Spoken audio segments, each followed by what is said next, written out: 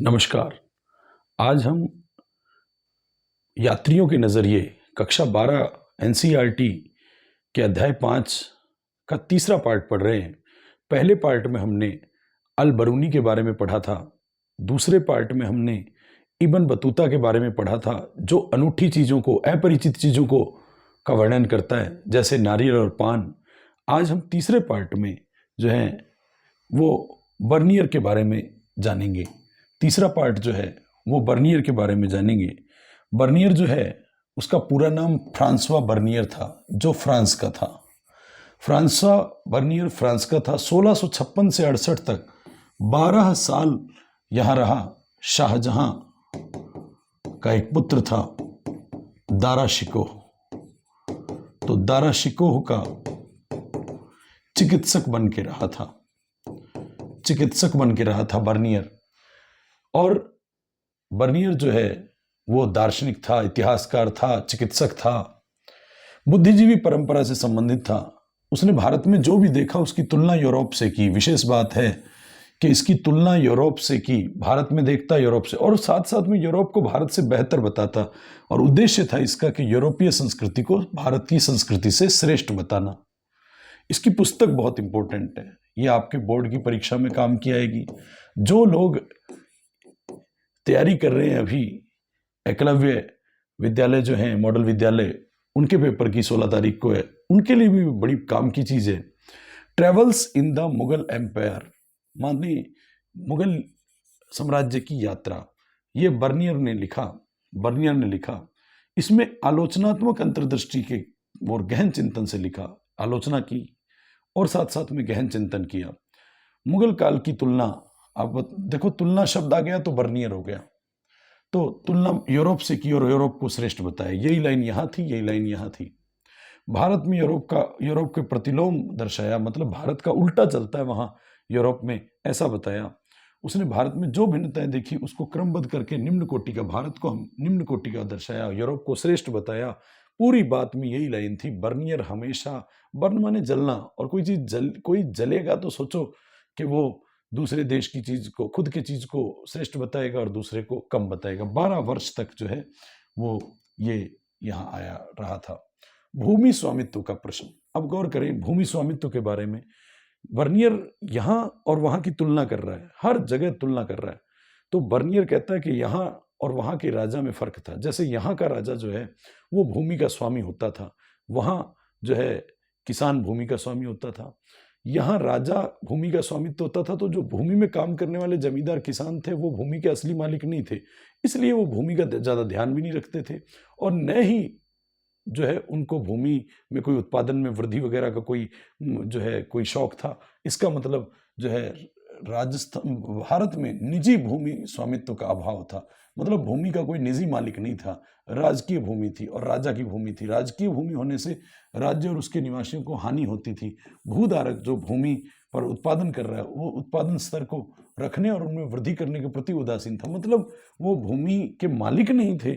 इस कारण से अपने बच्चों को आगे, अपनी मृत्यु के बाद अपने बच्चों को भूमि नहीं दे सकते थे, क्योंकि वो भूमि के मालिक नहीं थे। इसी कारण से वो भूमि में उत्पादन और वृद्धि का ध्यान भी नहीं रखते थे। इस तरह से कृषि का विनाश हो गया। तो इंपॉर्टेंट प्रश्न बन जाता है, मुगल काल में भूमि स्वामित्व के बारे में बताइए, या फिर कृषि का विनाश कैसे हुआ वो बताइए। अगली लाइन, अगला टॉपिक जो है, बर्नियर द्वारा मुगल साम्राज्य का चित्रण। कैसे कैसे मुगल साम्राज्य के बारे में बताया उस समय। तो साम्राज्य का मतलब राजा से है, कि राजा का साम्राज्य होता है। तो राजा को भिखारियों और क्रूरों का राजा बताया, और इनके शहर विनष्ट, खराब हवा से दूषित थे। तो विनष्ट और खराब हवा से दूषित थे। खेत झाड़ीदार थे और घातक दलदल होते थे। तो कोई अच्छा चित्रण नहीं किया बर्नियर ने भारत के बारे में, भारत को जो है नीचा ही दिखाया है।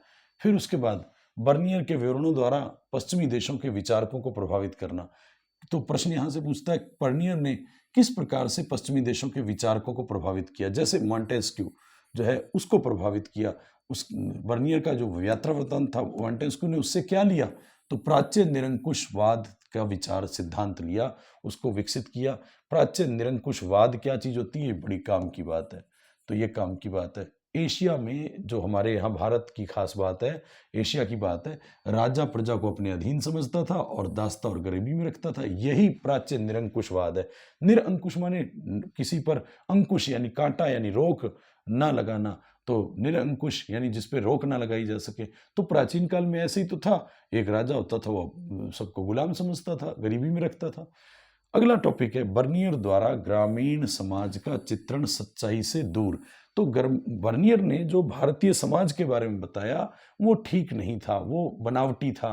वो उसने कहाँ देखा कहाँ समझा, ऐसा कहीं मुगल काल में नहीं मिलता है। तो ये बर्नियर कहता है कि समाज में बड़े जागीरदार थे जो उच्च अधिकारी, ज़्यादा अधिकारों का और बड़े अधिकारों का, राजा महाराजा के नज़दीक रहने का और अधिकारों का उपभोग करते थे। और दूसरे प्रकार के थे अस्पृश्य भूमिहीन श्रमिक, जिनको बलाहार कहते थे। तो एक तो जमींदार हो गए, एक भूमिहीन जो है जिनके पास भूमियाँ ही नहीं थी, बीच में एक बड़े किसान होते थे और छोटे किसान होते थे।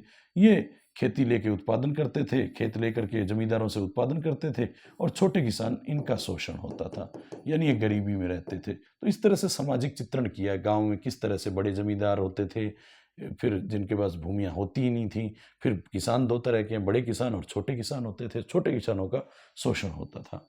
इसके बाद आप गौर करें, एक अधिक जटिल सामाजिक सच्चाई। अब जटिल का मतलब जो जो बड़ी टिपिकल हो, कठिन हो, जटिल हो, उलझी हुई हो, तो ऐसी सामाजिक सच्चाई बताई कैसे। अभी बर्नियर देखो कह रहा है कि वो जो है भारत में गरीबी और इसके बारे में बता रहा है, तो लेकिन कह रहा है कि भारत संपूर्ण विश्व से बहुमूल्य धातुएं भारत में आती थी। तो बहुमूल्य धातुएं भारत में आती थी क्योंकि भारत के पास सोना चांदी बहुत था, तो सोना चांदी के बदले निर्यात होता था। तो इस तरह से एक तरफ चित्रण तो गरीबी का और समाज में वो बता रहा है, एक ये ऐसी बात कर रहा है। तो बताओ सामाजिक सच्चाई में जटिलता आ गई कि नहीं इसकी सच्चाई में। तो इस तरह से यहाँ एक समृद्ध व्यापारी समुदाय के बारे में भी बात कर रहा है कि व्यापारी होता था। तो अब बताओ, जब जहाँ जमींदार है, किसान है, वहाँ व्यापारी के बारे में भी कह रहा है, इसका मतलब कोई ना कोई पैसे वाला वर्ग भी था। इसलिए यहाँ जो है वर्नियर ने जो भी लिखा वो सच्चाई भरा था, ऐसा जरूरी नहीं है। नगरों की स्थिति, नगर कैसे थे, तो बहुत इंपॉर्टेंट है कि 17वीं शताब्दी में जब बर्नियर आया था तो 17वीं शताब्दी थी और दारा शिकोह का चिकित्सक बन के रहा था, शाहजहां के समय आया। तो 15% जनसंख्या जो है नगरों में रहती थी। तो कितनी जनसंख्या नगरों में रहती थी 17वीं शताब्दी में, तो 15%। मुगल काल में शहरों को शिविर नगर कहा जाता था। मतलब बर्नियर ने यह भी नहीं माना कि यहाँ बड़े नगर थे, जबकि यूरोप से बड़े बड़े नगर यहाँ थे। खास बात है कि यहाँ जो है बंदरगाह वगैरह भी थे, लेकिन उसने, बर्नियर ने यहाँ के नगरों को शिविर नगर के बारे में बताया। शिविर नगर क्या था कि मान लो राजा अपना दरबार लगाएगा तो कुछ समय के लिए वहाँ लोग, जनता इकट्ठी हो जाएगी, नगर बनाएगा, और जैसे ज़्यादा दरबार हटेगा वैसे ही जो है पतन की ओर चला जाएगा वो नगर।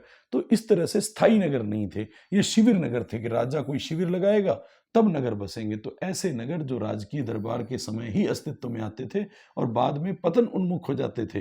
तो इस तरह के नगरों को जो है ये परीक्षा के लिए काम का है कि शिविर नगर क्या थे। 15%, छोटा प्रश्न यहाँ से आ सकता है, 15% जनसंख्या जो है वो नगरों में रहती थी।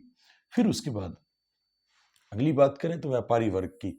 तो व्यापारी वर्ग प्राय सुदृढ़ सामुदायिक और बंधुत्व के संबंध में रहता था। देखो, एक व्यापारी दूसरे व्यापारी से लाभ के, अपने हित में, व्यापार के कारण से एक दूसरे से जुड़े रहते थे।